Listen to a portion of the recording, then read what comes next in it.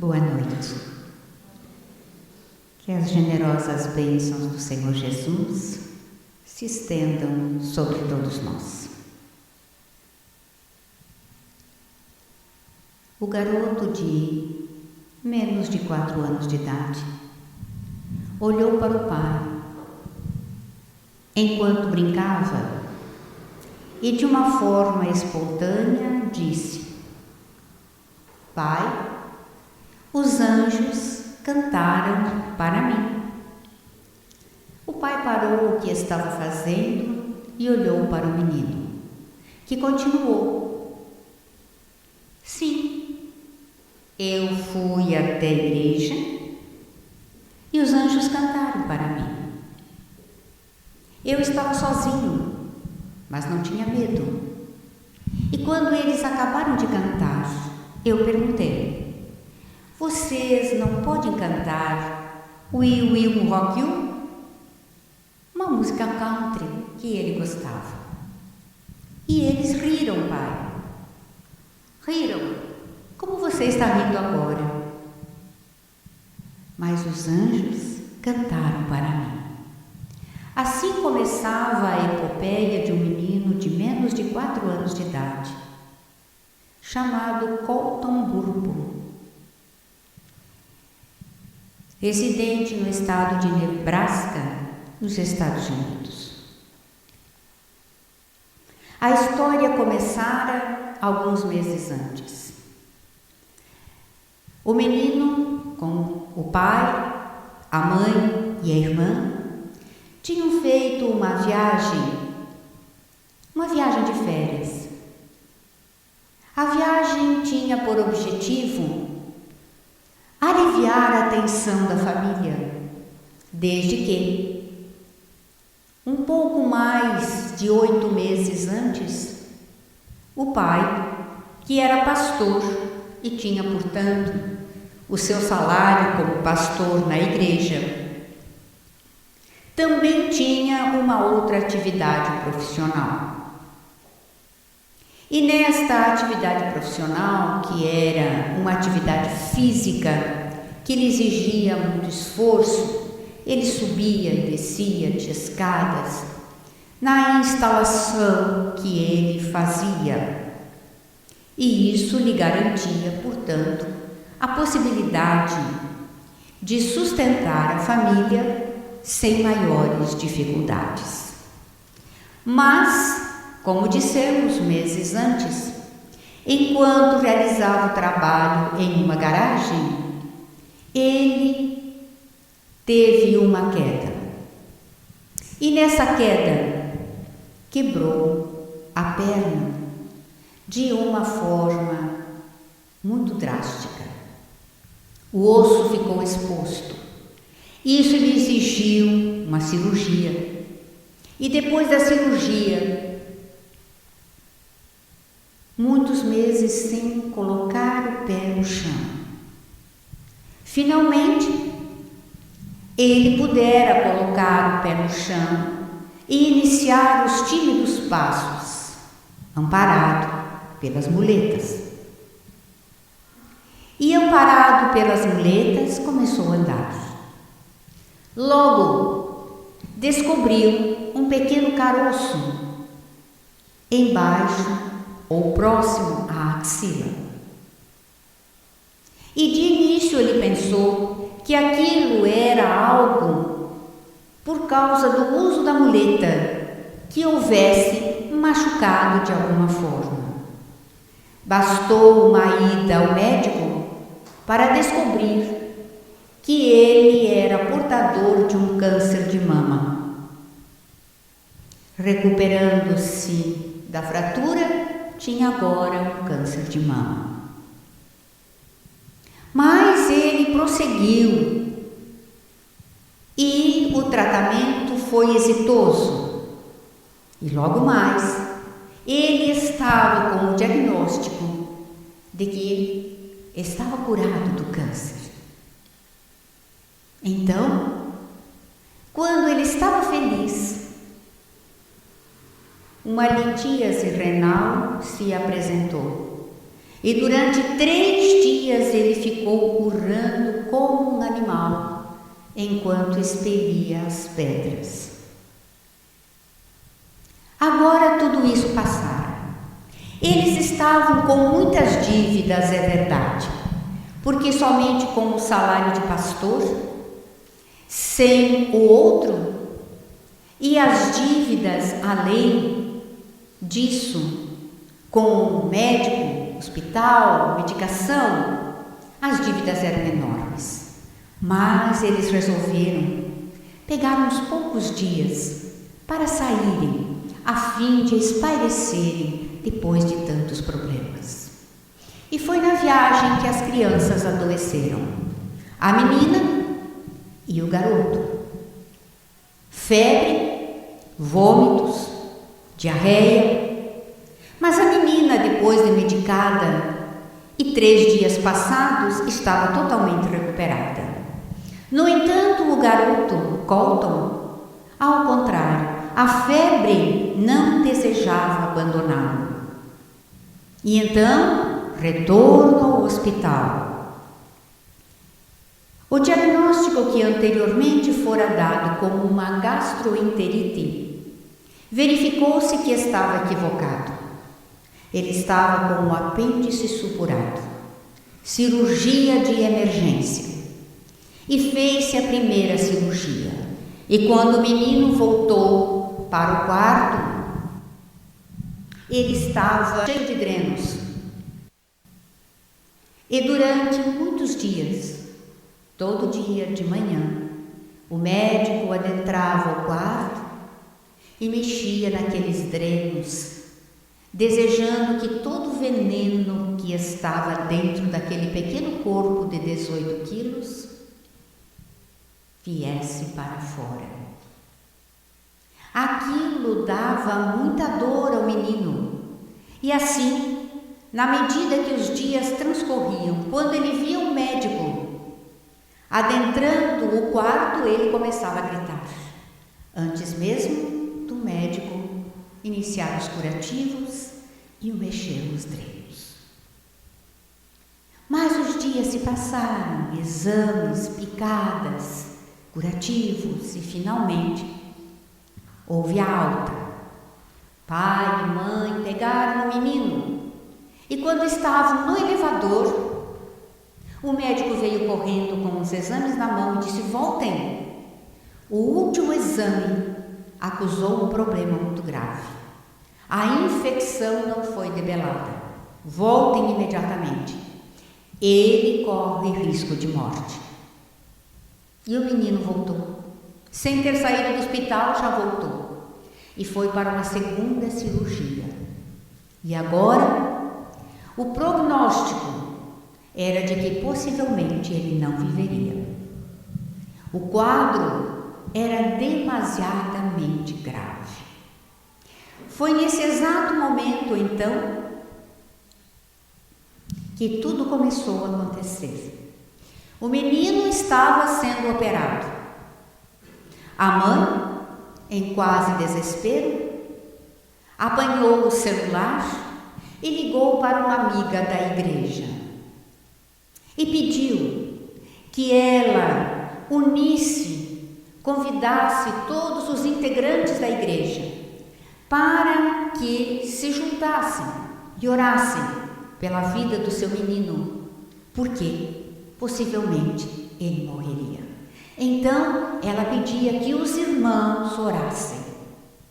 E de verdade, imediatamente, os telefonemas foram circulando e logo a igreja toda estava orando pelo pequeno Colton Burpo, o filho do pastor. Enquanto a mãe dava o telefonema, o pai foi para a capela do hospital.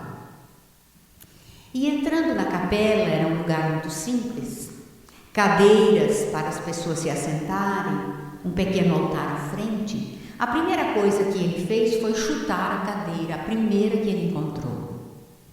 E começou a gritar. Não havia ninguém na capela. Então ele começou a gritar: quem você pensa que é? O que é que você quer de mim? Você permitiu que eu quebrasse a minha perna, mas eu não reclamei. Eu vim com a perna sem poder colocar o pé no chão, na cadeira de rodas, e colocava a perna estendida enquanto falava ao meu rebanho. E não reclamei, porque eu dizia assim: aqui entre esses amigos existem pessoas que sofrem muito mais do que eu. Mas então você me deu um câncer de mama. E eu não reclamei, porque eu olhava para o meu rebanho e dizia: aqui muita gente sofre mais do que eu. Então vieram os cálculos renais, o expelir as pedras, a dor horrível, e eu não reclamei. Mas agora você está querendo levar o meu filho? O que é que você quer de mim? O que é que você está pensando? Eu não sou um pastor bom? Eu não sou um bom pai de família? O que é que você quer de mim? E gritou exasperadamente. Depois, tudo isso jogado para fora, ele voltou para o lado da esposa e ficou esperando. O menino, afinal, suportara a cirurgia. E agora, num processo muito lento, ele ia se restabelecendo. Foram muitos dias. As dívidas do hospital cresceram assustadoramente, mas eles voltaram para casa e agora estava tudo bem. Então o menino começou a falar coisas estranhas. E a primeira coisa que ele falara fora essa: os anjos cantaram para mim. E quando o pai me perguntou quando? Quando eu fui para o céu. Lembremos que o garoto é um menino de menos de 4 anos de idade, filho de um pastor e que participava ativamente da igreja. Portanto, as informações que ele traz são as informações dos conceitos que ele tem de céu, de anjos, mas são muito importantes. O que ele vai dizendo na sequência, porque ele não para. O pai tenta perguntar, mas ele para de dar informação, o que é muito próprio na criança, que vem espontâneo, ele diz alguma coisa e para por aí. Mas, passados alguns dias, ele diz assim: eu vi você gritando. Como me viu gritando? Quando você me viu gritando? Quando eu estava sendo operado. Eu vi os médicos assim, de cima, eles mexendo comigo. E eu vi você na capela, gritando com Deus. Você brigou com Deus e brigou feio. E vi mamãe lá na sala de espera, no telefone, falando e pedindo oração para mim. O pai começou a ficar muito ensimismado. O menino dizia que fora ao céu, que ouvira os anjos. Agora dizia que ouvira na capela e só podia ter visto mesmo. Como saberia? Porque ele não comentara com ninguém. Aquilo era algo do qual ele, inclusive como pastor, se envergonhava. Como um pastor não tinha fé suficiente para superar aquela dificuldade? Ele que dizia ao rebanho que deviam ter fé. O tempo passa mais um pouco. E então o pequeno passa a dar outras informações. O que vocês veem aqui é o garoto pequeno com o pai. É ele mesmo, porque a respeito disso foi feito um filme. E o que está na direita é ele atualmente, ou melhor, na esquerda de vocês, né? Na direita de vocês, minha esquerda. Ali está ele com 16 anos de idade, que é a idade dele hoje. O menino então um dia diz ao pai: pai, o senhor sabe que Jesus tem um cavalo? O pai disse: só falta essa agora. Agora foi para o céu, os anjos cantaram, agora ele viu Jesus e Jesus tem um cavalo. As informações que o menino começou a dar são impressionantes.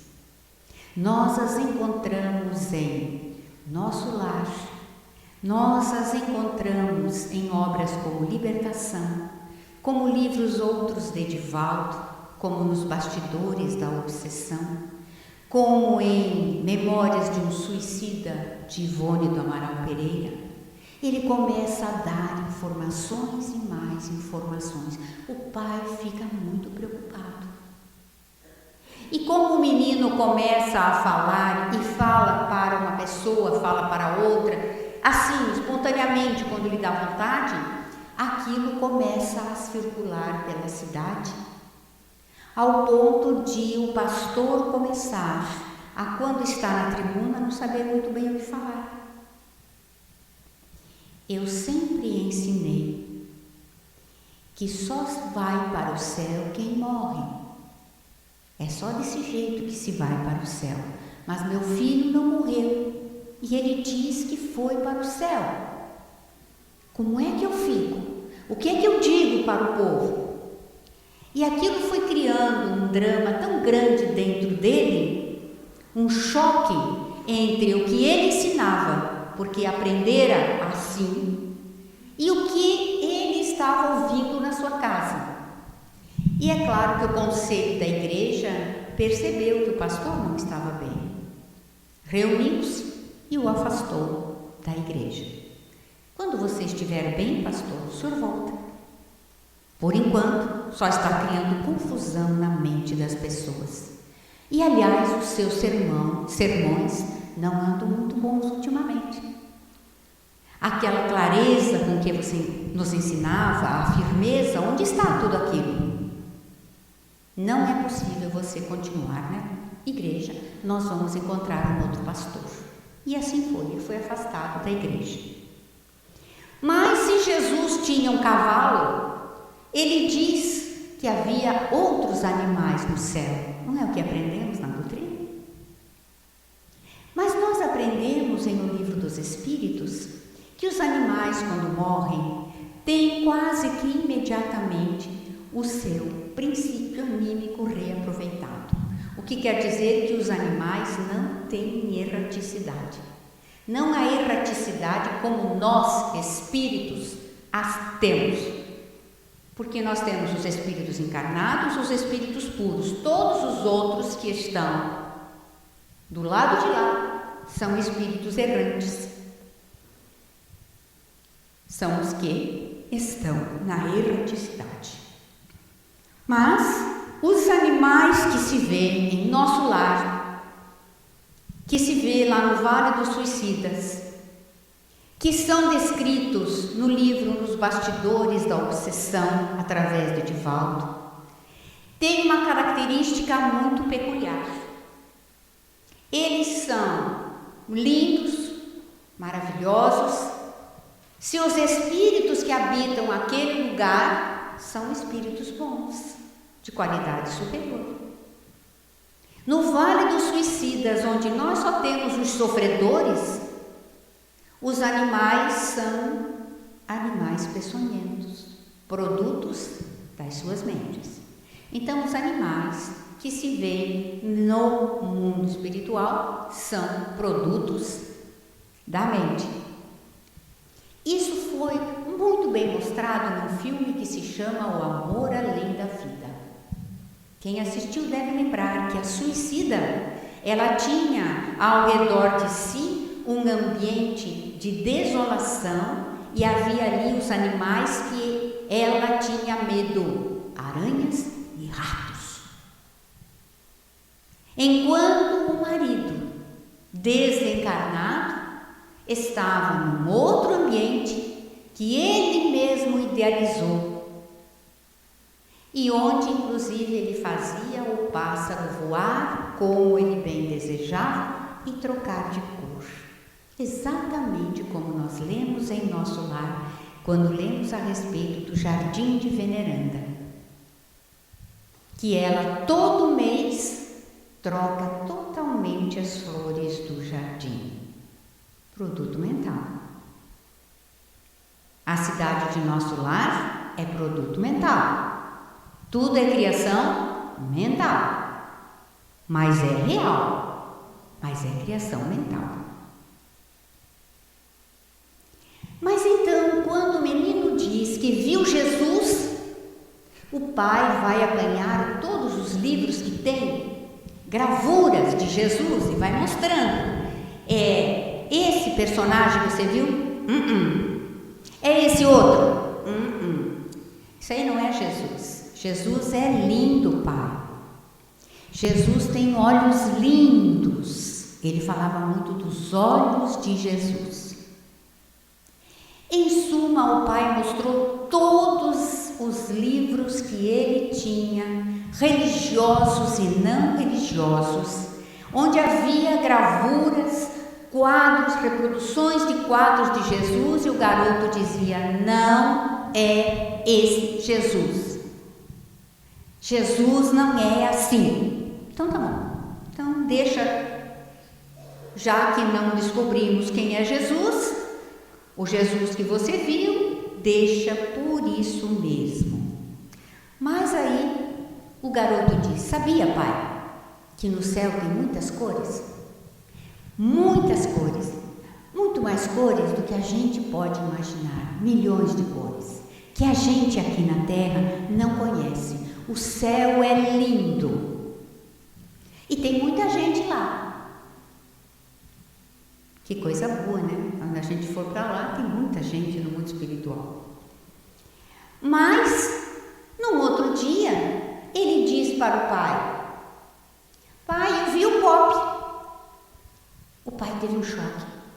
Pop era o pai dele, que desencarnara quando ele era criança. O que quer dizer? Que o seu filho jamais poderia ter conhecido o avô. E ele também, como o pai morrera quando ele era criança, jamais ficara preocupado em mostrar fotografias e falar quem era o avô, que tinha morrido, etc. e tal. Fora algo que ele não havia comentado. Mas agora o menino dizia que vira Pop, e ele não estava dando o nome do avô, estava dando o apelido, como o qual ele era conhecido. E o pai, então, agora ficou muito interessado. E a mãe dizia assim: você está dando muita trela para esse menino. Ele inventa essas coisas. Quanto mais você ouve e se interessa, mais coisa ele inventa. Você viu que cada dia inventa uma coisa? Um dia fala que viu Jesus, que os anjos cantaram, que ele foi para o céu. No outro dia que tem animais. E ele agora diz que viu o seu pai. Pois é, mas como é que ele pode saber o apelido do meu pai? Ele foi rapidamente, pegou uma fotografia e disse: é esse que você viu? Não é esse, pai. Pai, no céu ninguém é velho e nem usa óculos. Outro ensinamento espírita: no mundo espiritual nós conservamos a indumentária perispiritual que nós desejamos. Lembram-se? A mãe de Lísias, que tem em casa a sobrinha de 18 anos, que toca piano, ela conserva a indumentária perispiritual de 18 anos, que é o que ela quer. Bezerra de Menezes nos aparece sempre como aquele senhor de barbas brancas, bondoso, embora vez ou outra alguém diga que o vê jovem. Emmanuel conserva a sua indumentária perispiritual de senador romano, porque diz que esta foi a reencarnação que decidiu a sua vida, onde ele teve encontro com Jesus. Ele deu as costas, mas no final da vida ele se torna cristão e começa a sua redenção. Então, ali está a informação. Vejam que coisa extraordinária. E aí nos lembramos de Jesus dizendo assim: graças te dou, meu Pai, porque ofereces para os simples estas verdades, e não para aqueles que são os vaidosos e os orgulhosos. As crianças estão tendo as informações, e não crianças espíritas. Porque se isso acontecesse com um dos nossos filhos, qual seria o natural? O natural seria nós dizermos: é muito natural a criança dizer tudo isso, porque ela escuta na aula de evangelização, ela nos ouve falar a respeito disso em casa, no evangelho do lar. Mas é o filho de um pastor que não tinha nada, nenhum desses conceitos, e que estava, como dissemos, balançando os conceitos do pai. Então o pai vai procurar outras fotos e encontra uma foto do pai quando se casou com sua mãe. E quando ele mostra, o menino diz: ah, pai, esse sim é o Pop. É assim que ele é, jovem. Mostrando que ele, no mundo espiritual, conservava a indumentária jovem. E o menino diz: ele contou uma porção de coisas que você fazia quando era menino. Ele me contou. Diz que conversou muito. E então aqui nós aprendemos um outro detalhe. Durante aquele curto período em que o menino ficou na sala de cirurgia, ele saiu do corpo, ele assistiu o processo cirúrgico, ele foi ver o pai, foi ver a mãe, ele teve um transporte para uma região espiritual, onde se encontrou com o avô, onde ele viu que havia muitas pessoas, que havia animais, que havia muitas cores. Olha quanta informação ele trouxe, como se tivesse passado dias, semanas. O tempo, a relatividade do tempo. O tempo no mundo espiritual é diferente do tempo nosso material, contado pelo movimento da Terra, determinado pelo relógio. Mas a mãe ainda não estava aceitando muito tudo isso. Tá? Ninguém é velho no céu, ninguém usa óculos no céu. Eu vi Jesus, tá certo, eu vi Jesus. Então, o tempo passa mais um pouco. Mas quando o menino começa a contar essas coisas, uma transformação também nele se dá. Ele deixa de ter medo de morrer. Ele diz que quem está para morrer não deve ter medo, porque Jesus está esperando. E ele diz: quando eu estava lá na igreja, ele veio do meu lado e perguntou: você sabe quem eu sou? Eu olhei e falei: sei. Você está com medo? Não. Então vem comigo. E foi ele que me levou para o céu. E eu vi outra coisa, mas agora ele diz para a mãe. Não era a mãe que estava duvidando? Ele está com a mãe um dia e ele diz assim: mãe, você sabe que eu tenho uma irmã? Ela falou: como que eu não vou saber? Ela é maior do que você? Nasceu antes do que você? Não é essa mãe, a outra irmã. Fala: que outra irmã? Aquela mãe que morreu na sua barriga antes dele nascer. Eles haviam tido, ou melhor, ela havia tido um aborto espontâneo. Início de gravidez. E ela dizia assim, veja que interessante: este filho, quando nascer, eu quero que nasça parecido comigo, porque a primeira menina é loira, como você, dizia para o marido: mas este segundo filho eu quero que nasça com a cor do meu cabelo, ruivo. Eu quero que seja parecido comigo. Mas, infelizmente, um aborto espontâneo colocara o fim naquela espera. E eles nunca comentaram com ninguém, muito menos com os filhos. Por quê? Depois de um tempo, ela voltou a engravidar. E quando ela voltou a engravidar e teve o menino Colton, ela e o marido entenderam que era Deus dando-lhes um presente, pelo sofrimento que eles tinham tido anteriormente da perda do outro bebê em processo inicial de gestação. Agora estava ali o filho dela dizendo que ele vira no céu a irmãzinha, que ela chegara para ele e dissera: sou sua irmã. Eu morri na barriga da mamãe. E ela então pergunta como ela era. Igualzinha a você, mamãe, cabelo igual a você. Olha a outra informação. Não é o que ela tinha pedido?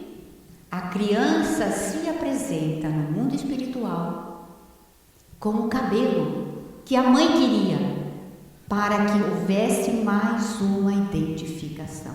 Deus é espetacular, impressionante.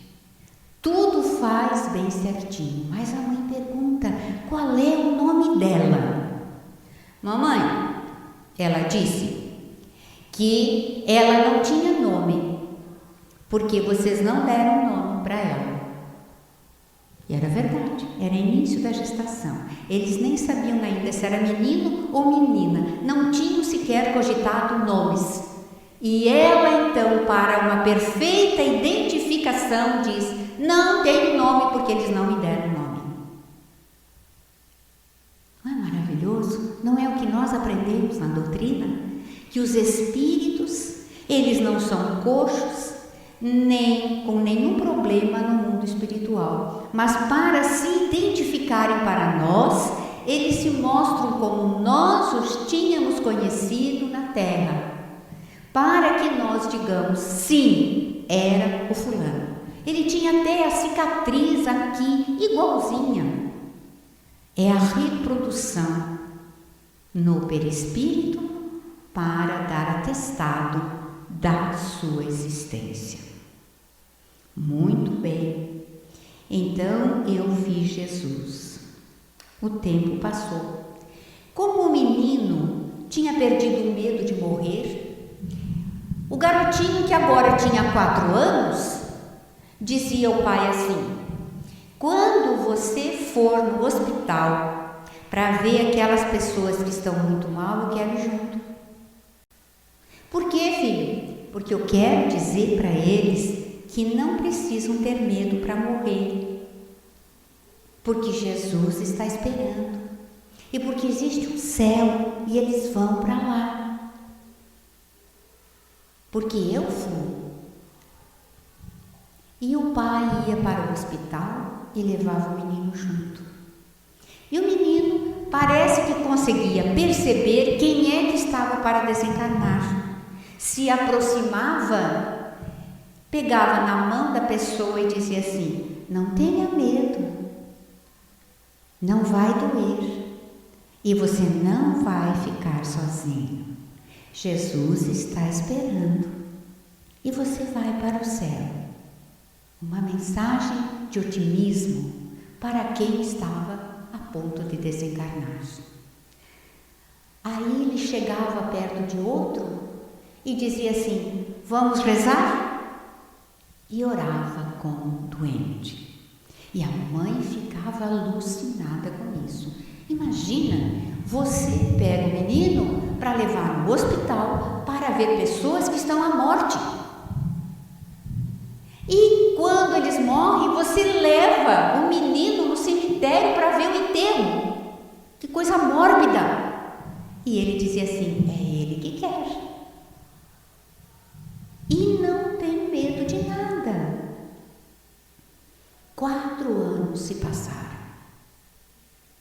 Ou melhor, 3 anos se passaram.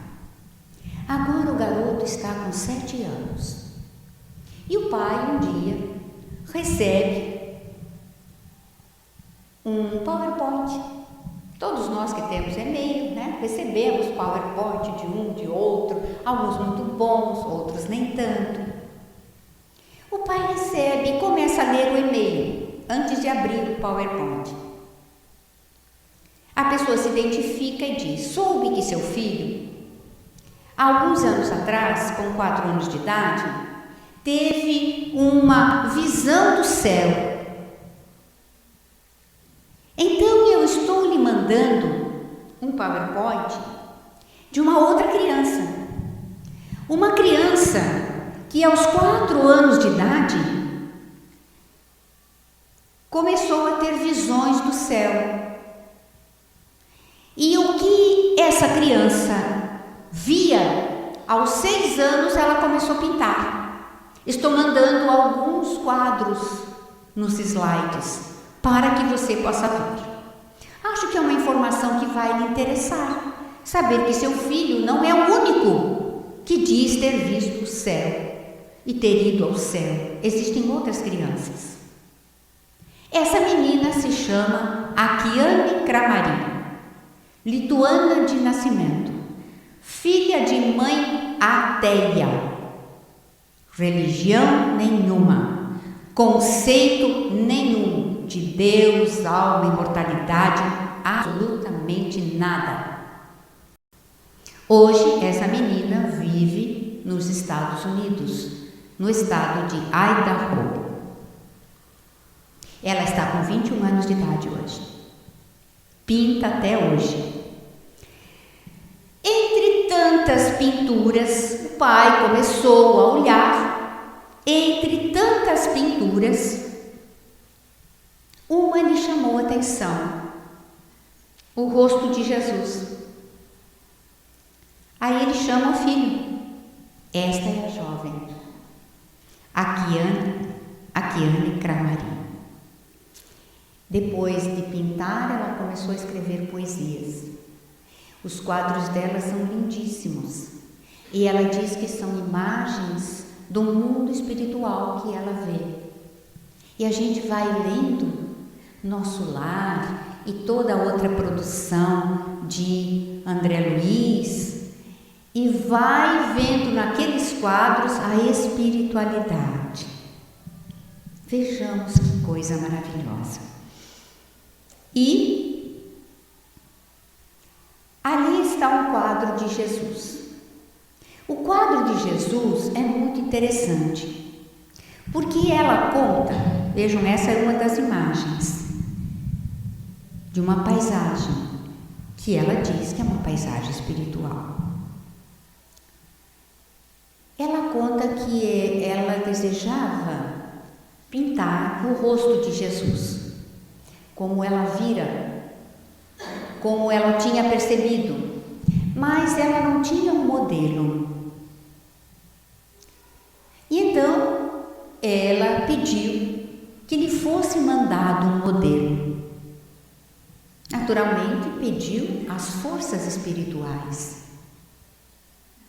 E o modelo bateu a porta. É aqui que estão procurando um modelo para pintar um quadro? Eu recebi uma informação que era para vir aqui. Eu pergunto, quem é que deu a informação para ele? Eu sou carpinteiro e estou aqui disponível. E a jovem olhou para ele e disse: sim, você é o modelo que eu preciso. E pintou o rosto de Jesus. Este rosto de Jesus. O pai então chamou o menino. Chamou o menino e disse assim: venha ver aqui, tem essa moça que quando era criança, como você, aos 4 anos, ela começou a ver o céu e ela viu muitas coisas. Venha ver os quadros. E foi mostrando, passando os slides. Quando o menino viu o rosto de Jesus, ele teve assim uma expressão como: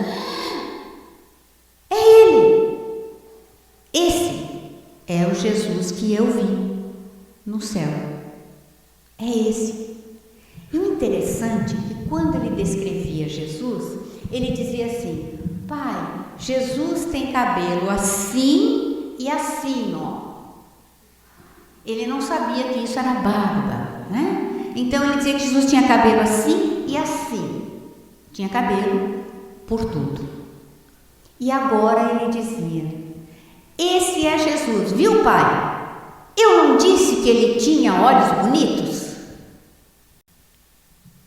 Olhos verdes. E assim são as revelações do garoto. O pai, depois de um tempo, voltou para a igreja, com novos conceitos, mas agora muito bem alicerçados.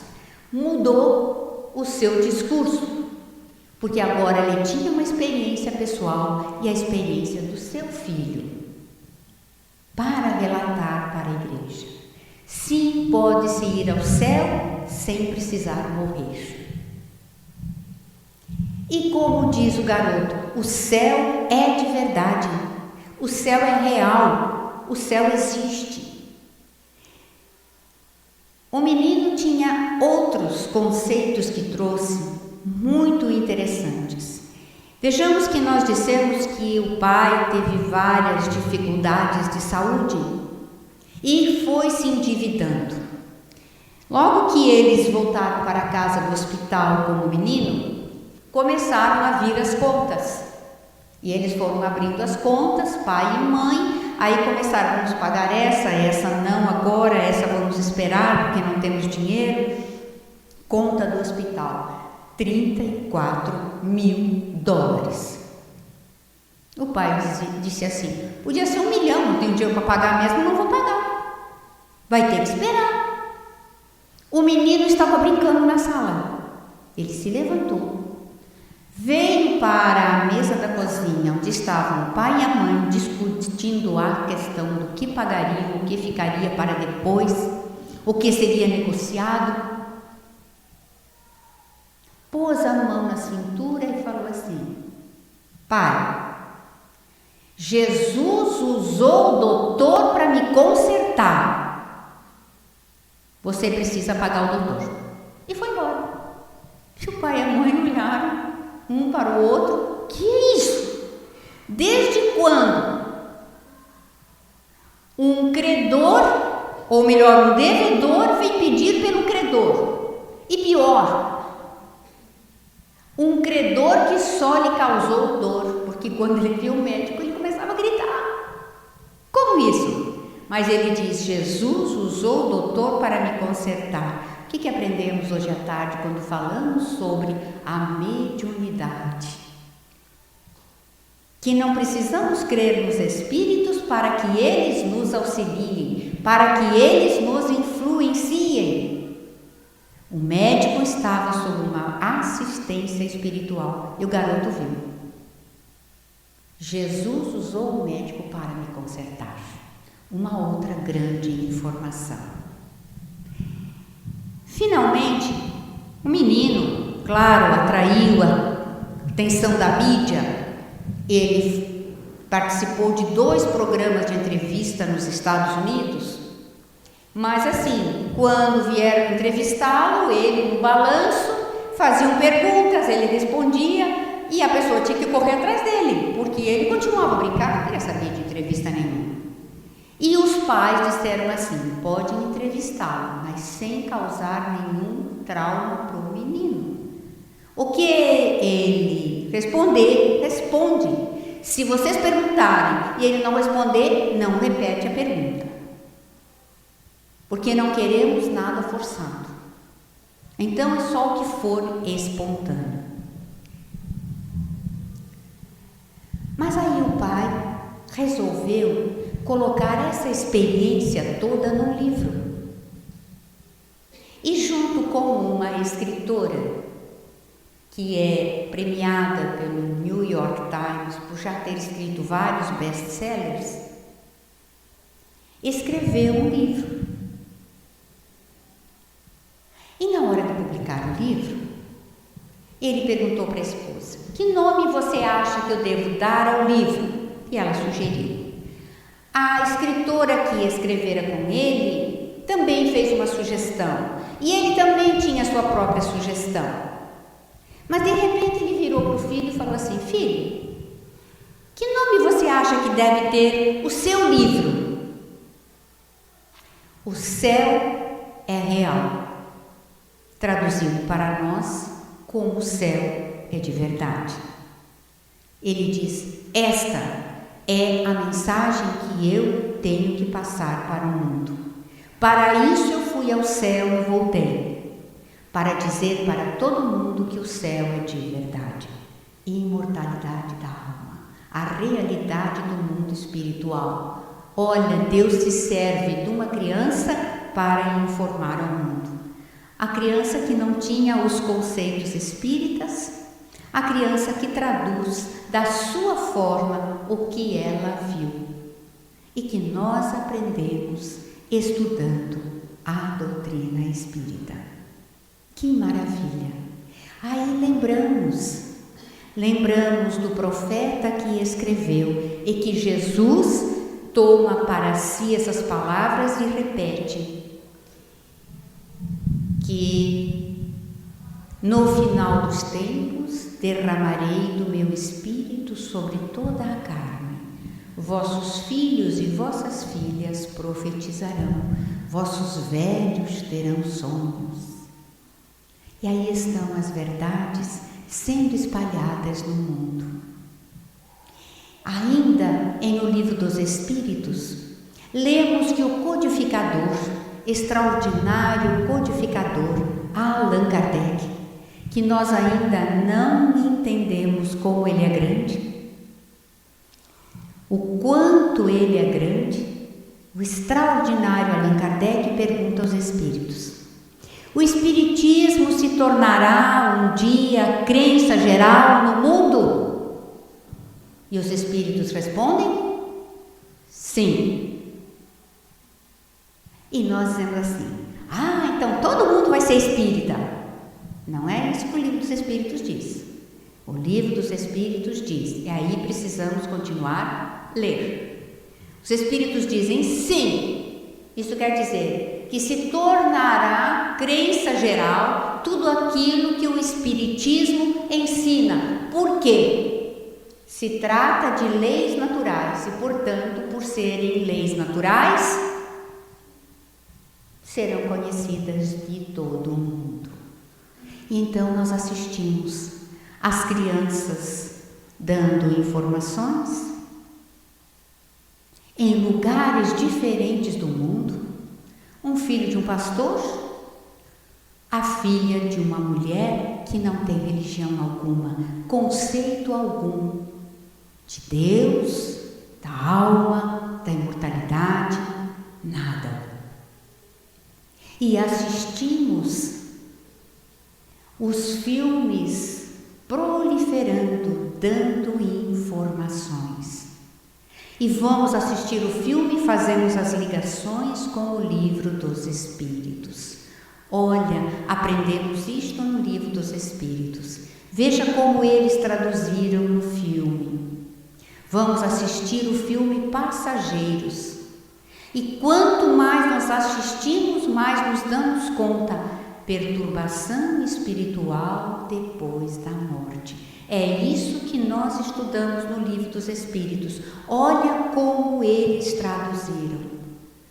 Assistimos os outros e vamos nos dando conta de quando nós fixamos a ideia em alguma coisa, a monoideia, desencarnamos e nós criamos o nosso próprio mundo e não saímos daí, uma realidade, e até envolvemos outros na nossa própria monoideia.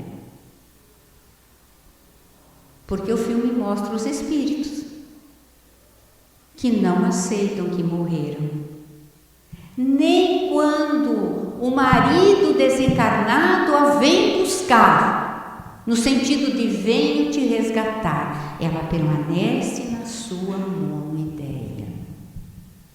E assim outros tantos filmes, quando assistimos Avatar e vemos aqueles enormes seres de mais de 2 metros de altura, mas tem até rabo.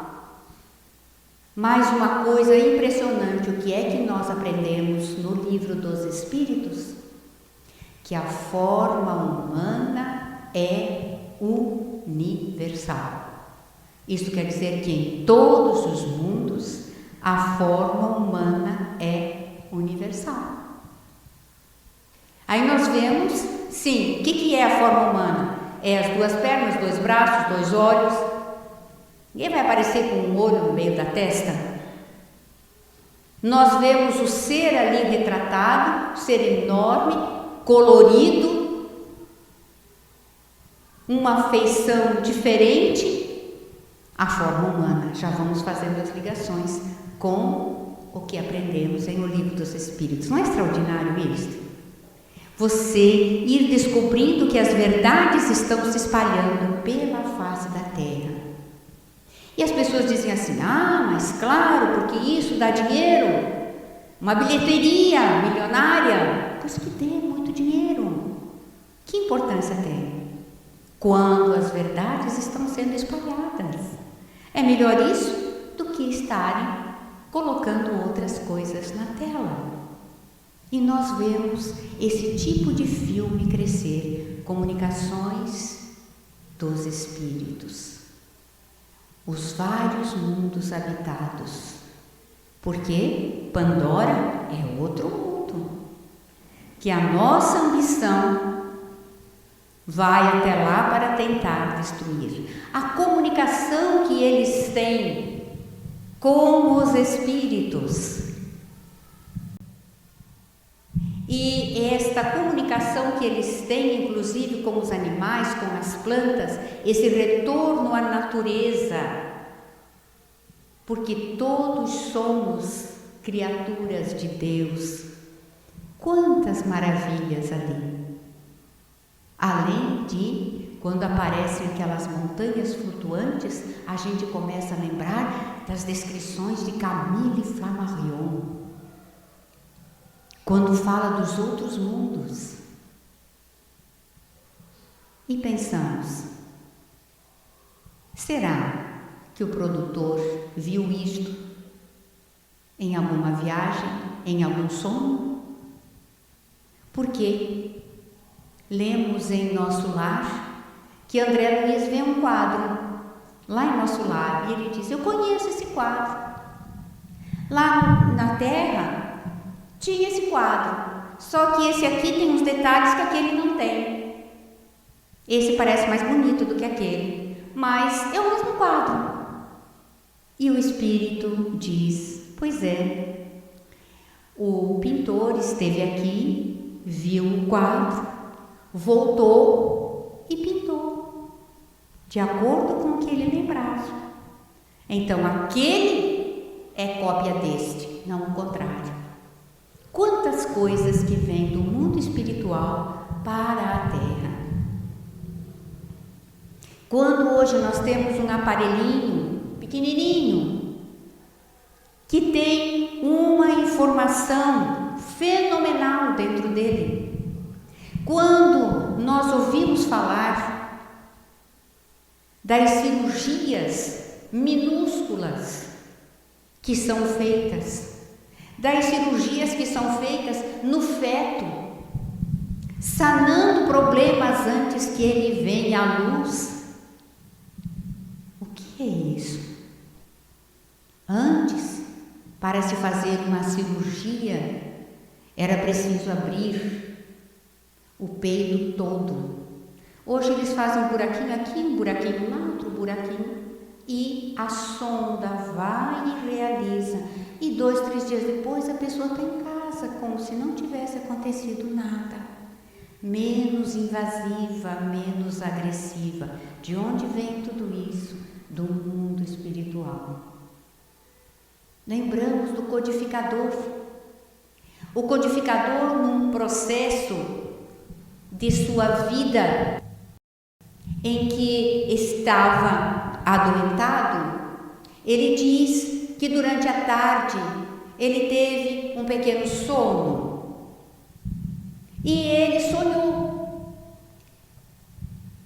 E ele se viu andando por uma rua. Havia um muro. E em frente a esse muro, algumas pessoas discutiam determinado assunto.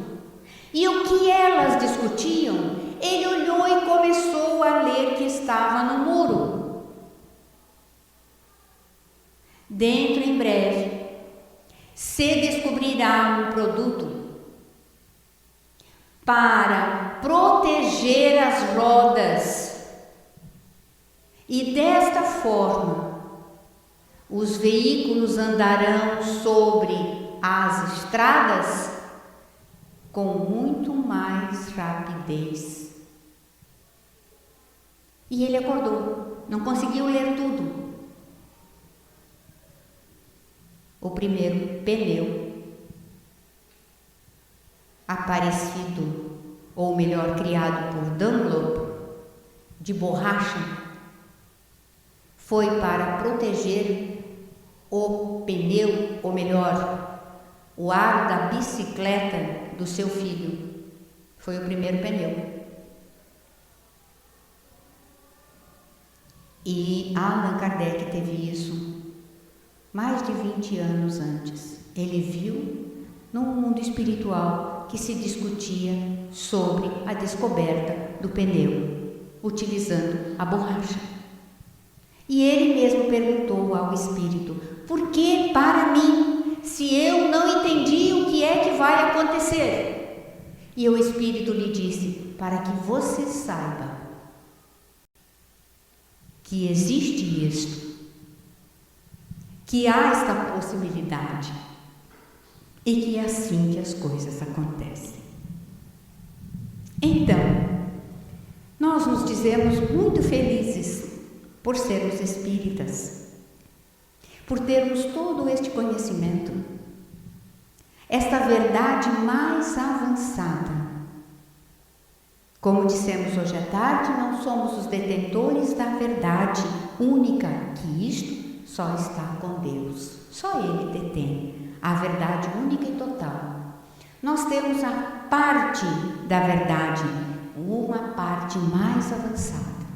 Por isso que nos compete estudar a doutrina espírita, para irmos nos maravilhando, lermos uma poesia de um autor leigo e descobrir que ele tem informações exatamente das leis naturais e disso que está se espalhando pela terra, conforme está no livro dos Espíritos, e que um dia todos crerão nessas mesmas verdades.